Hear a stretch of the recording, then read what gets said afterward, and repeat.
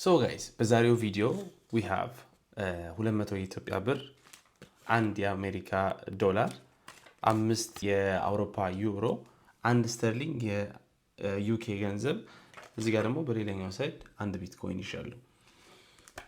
ቀላል ጥያቄ ነው እንጠይቃችሁ።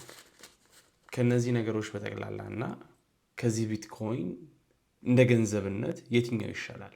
ከሁለቱ የትኛውን ትመርጣላችሁ? በዚህ ቪዲዮ የገንዘብን ፕሮፐርቲ ሙሉ ለሙሉ በዲቴል አድርገን ከፊያት ገንዘብ ከቢትኮይን እና ከወርቅ አንፃር አድርገን ያላቸውን ፕሮፐርቲና የትኛው ይሻላል የሚለውን በደንብ መንገልጽ ይሆናል። በደንብ ተከታተሉኝ። ምክንያቱም በዚህ ቪዲዮ መጨረሻ ላይ የትኛው ጠንካራ ገንዘብና የትኛው የተሻለ መሆኑን በደንብ እንረዳለን። መልካም ቆይታ። ይህንን ኮምፓሪዝን የምናደርገው አሁን የምትመለከቱትን ቴብል ተጠቅመን ነው። እነዚህ ፕሮፐርቲዎች አንድን ገንዘብ ሆኖ እንዲሰራ የሚጠበቁበት ፕሮፐርቲዎች ናቸው። የመጀመሪያው ዱራቢሊቲ፣ ፖርታቢሊቲ፣ ዲቪዚቢሊቲ፣ ፈንጂቢሊቲ፣ ስካርሲቲ፣ ቬሪፋይብል ኤንድ ኤስታብሊሽ ሂስትሪ፣ ሴንሰርሺፕ ሬዚስተንስ፣ ስማርት ኦር ፕሮግራመብል ብለን እነዚህን ሁሉ ተራ በተራ በደንብ የምንመለከት ይሆናል። ከመጀመሪያውን ጀምር። ዱራቢሊቲ ስንል ይቆያል ወይ? ይሄ የምንጠቀምበት ገንዘብ ከዘመናት ወደ ዘመናት ምንም ሳይሆን ምንም ሳይበላሽ ፊዚካሊ ይቆያል ወይ የሚለውን ጥያቄ ነው የምንመልሰው። ጎልድ ወይም ወርቅ በታሪክ ላይ ኦፍ ኮርስ ምስክር ሆኖ ያለምንም ጥርጣሬ ከ2000 ዓመት በፊት የነበረ ወርቅ አሁንም ምንም ዲኬይ ሳያደርግ ምንም ሳይበላሽ ያ ወርቅነቱን ይዞ እስካሁን ድረስ ስለሚቆይ እዚህ ጋር we're going to give it high property to durability. ኦኬ፣ የወርቅ ላይ ምንም ችግር የለም። ፊያት ገንዘብ ላይ ትንሽ ችግር አለ። ፊያት የሚባሉት ገንዘቦች በጠቅላላ ወረቀት ስለሆኑ ሳንቲሞች ስለሆኑ ዲኬይ ማድረግ ስለሚችሉ መበላሸት ወይም መሰበር ወይም እንዲሁም ደግሞ መቀደድ ስለሚችሉ ዱራቢሊቲ ላይ ሞዴሬት የሚለውን ቮት እንሰጠዋለን ማለት ነው። ከዛ ውጪ ቢትኮይን ሶስተኛ ደረጃ ላይ የምንመለከተው ቢትኮይን ኦፍ ኮርስ እዚህ ላይ ምንም ጥርጥር የለም ሃይ ነው። ምክንያቱም ዲጂታል ነው፣ ኢንተርኔት ላይ ኤግዚስት የሚያደርገው። ዱራቢሊቲ ላይ ምንም ችግር የለበትም።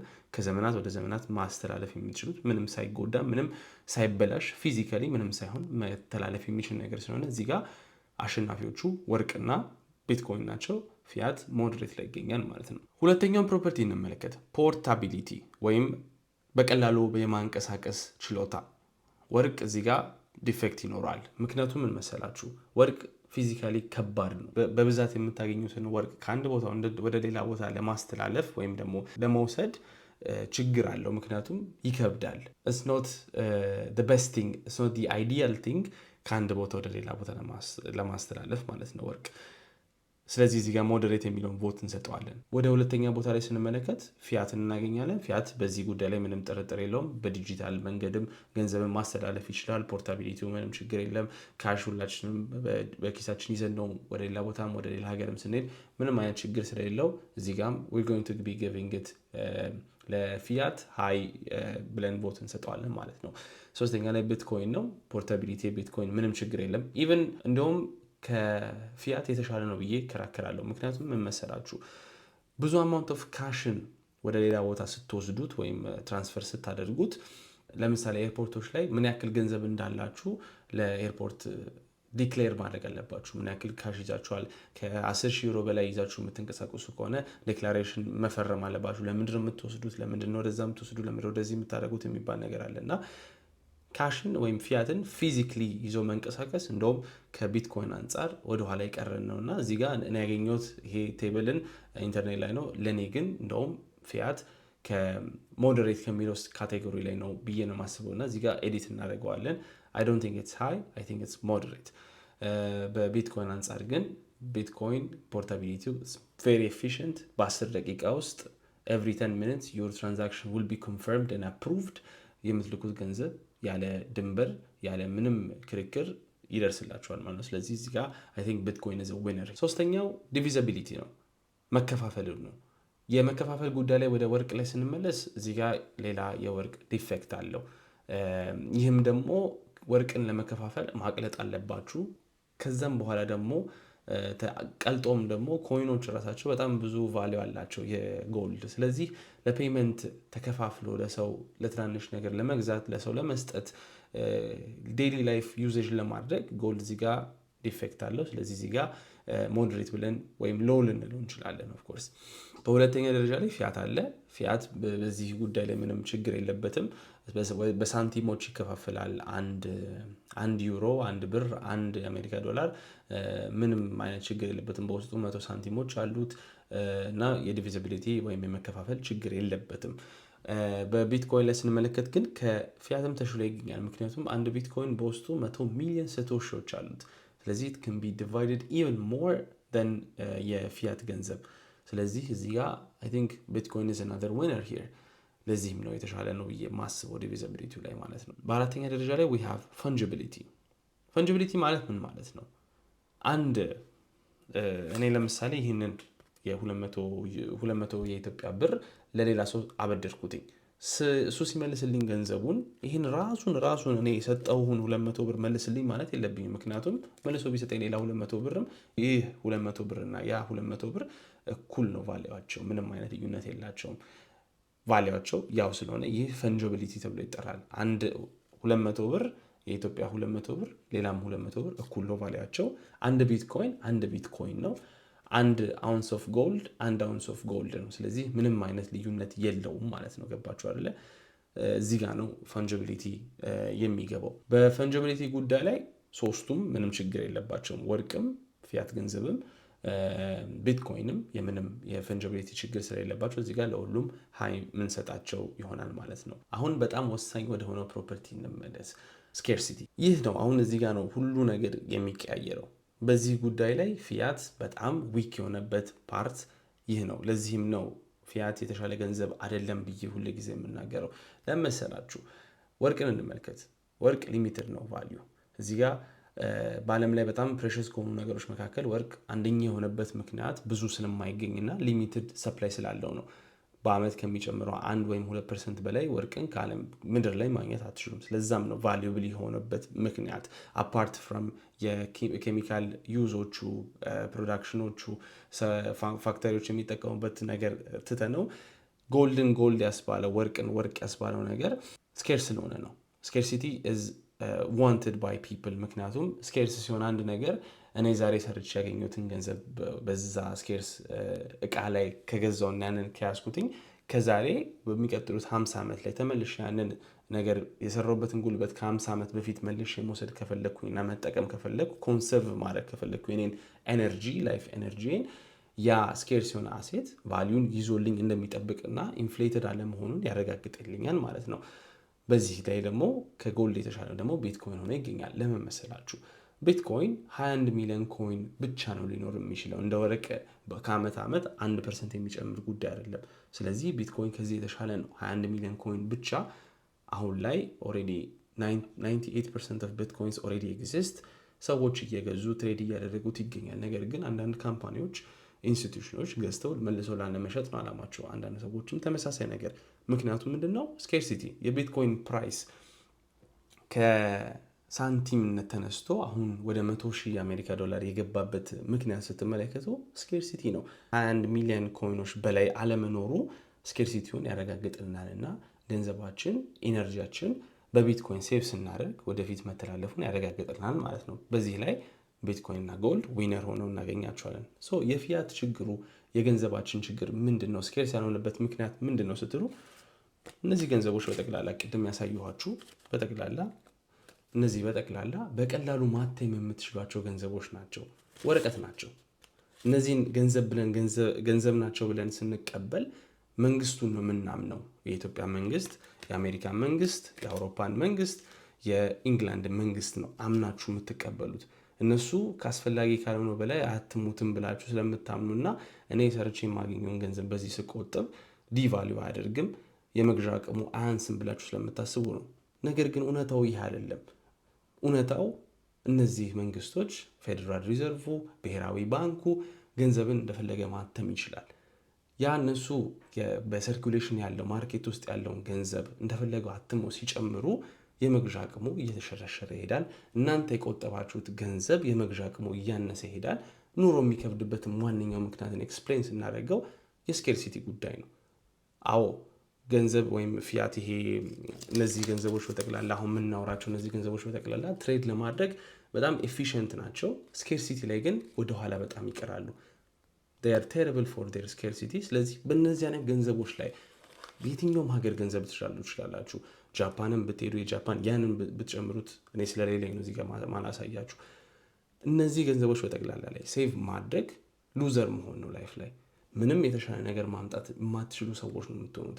ሰርታችሁ የወደፊታችሁን መቀየር የማትችሉ ሰዎች የምትሆኑበት ምክንያትም ስኬርስ ስላልሆነ ነው። ማተም ስለሚቻል እና የመግዣ አቅሙን ኢንፍሌት ማድረግ ስለሚቻል የኑሮ ውድነት ስለሚጨምር እናንተ ሰርታችሁ ያመጣችሁት ገንዘብ ወደፊት መተላለፍ ስለማይችል ኑሯችሁ አይቀየርም። ስለዚህ እዚህ ጋር ፊያት ሙሉ ለሙሉ ፌል ያደርጋል ማለት ነው። ስለዚህ በወርቅ ወይም በጎልድ ሴቭ ማድረግ በስኬርሲቲ አንጻር ስንመለከት እነሱ ዊነር ሆነው እናገኛቸዋለን ማለት ነው። በስድስተኛ ደረጃ ላይ የምንመለከተው ቬሪፋያቢሊቲውን ወይም ማረጋገጫነቱን እውነተኛ መሆኑን የሚለውን ነው። በዚህ ላይ አሸናፊው ቢትኮይን ነው። ምክንያቱም ልንገራችሁ፣ ትራንዛክሽን ስታደርጉ በ10 ደቂቃ ውስጥ ያ ቢትኮይን እውነተኛ ቢትኮይን መሆኑን አፕሩቭ ይደረጋል ወይም ሪጀክት ይደረጋል። በጣም ፍጥነት አለው። ቢትኮይን ነው አይደለም የሚለውን በ10 ደቂቃ ውስጥ ብቻ ማወቅ ትችላላችሁ።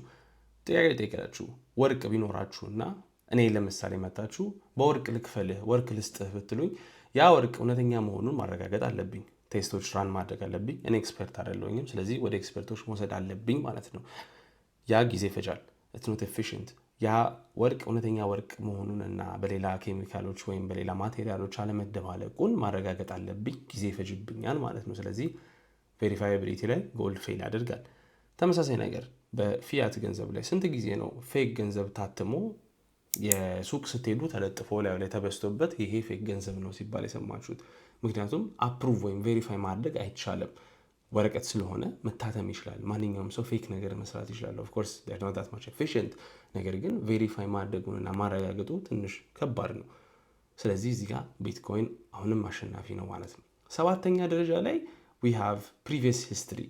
ከዚህ በፊት በታሪክ ላይ አረጋግጠዋል ራሳቸውን የሚለው ነገር ላይ ነው። እዚህ ጋር ነው የቢትኮይን ትንሽ ወደኋላ የቀረበት ምክንያቱም ደግሞ አዲስ ስለሆነ ነው። 15 ዓመት ብቻ ታሪክ ነው ቢትኮይን ያለው፣ ግን it has been proving itself very good። የተሻለ መሆኑን እያስተማረን ነው በዚህ 15 ዓመት እና የተሻለ ገንዘብ መሆኑን በታሪክ እያስመሰከረ የሚሄድ ይመስለኛል።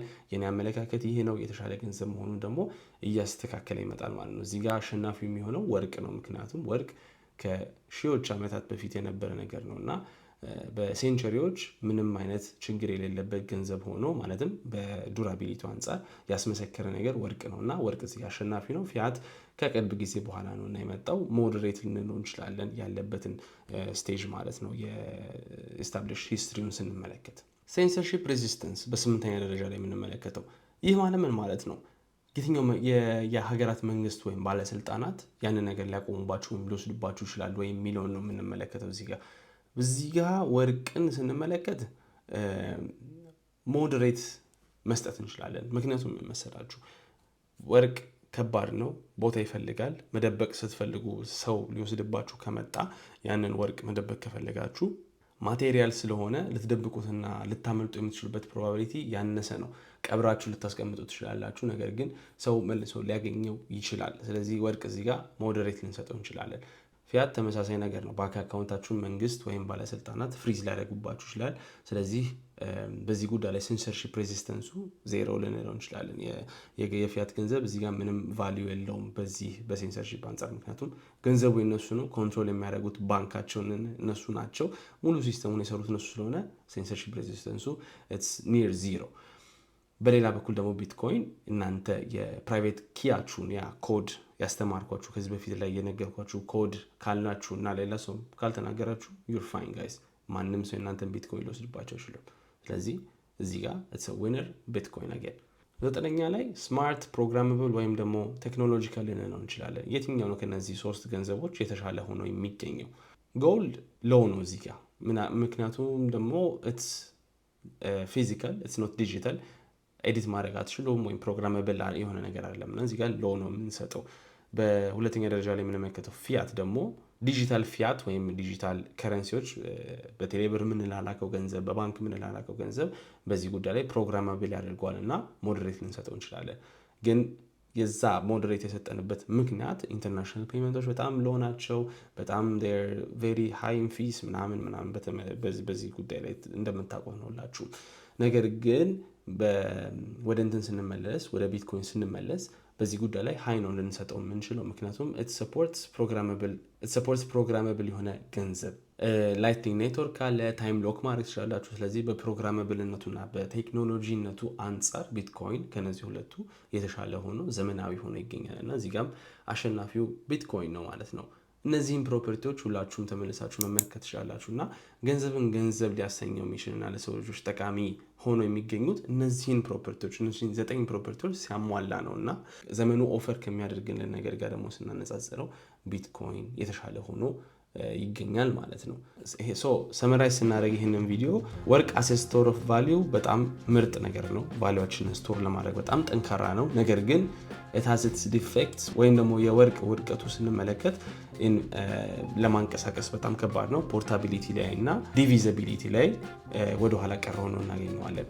ፊያትን ስንመለከት ለቀን በቀን መገበያየት ወይም ደግሞ ኤክስቼንጅ ለማድረግ ቀን ለመገዛዛት በጣም ምርጥ ሆኖ እናገኘዋለን ምንም ዳውት የለውም it's simple it's easy it's more integrated to the market እና ቀላል ነገር ነው ግን it's very very bad in scarcity በሊሚትድ በአቅርቦቱን ስንመለከት የፊያት በጣም መጥፎ ሆኖ እናገኘዋለን እና ሴቪንግ ቱል ሆኖ መጠቀም አንችልም ቢትኮይንን ስንመለከት ታሪኩ አሁንም ትንሽ ታሪክ ነውና 15 ዓመት ነው ያለው ያቺ ነገር ብቻ ወደ ኋላ እያስቀረው ይገኛል ሁሉም ሃይ ነው የሰጠነው ቮት እዚህ ጋር ስትመለከቱ አንደኛውና በጣም ከባዱ ችግር በታሪክ አለመመስከሩ ነው ይሄ ደግሞ የጊዜ የሚወስነው ነገር እናም ደግሞ መቀየር የምንችለው ነገር ስላልሆነ ምንም ማድረግ ስለማንችል ይህ ነው the only defect that we see in Bitcoin right now የሰው ልጆች ገንዘብ ነው ለሰው ልጆች የተሰራ ገንዘብ ነው ለመንግስት አይደለም የሰው ልጆችን ነፃነት የሰው ልጆችን ላይፍ ኤነርጂ ሴቭ የሚያደርግልን ቱል ስለሆነ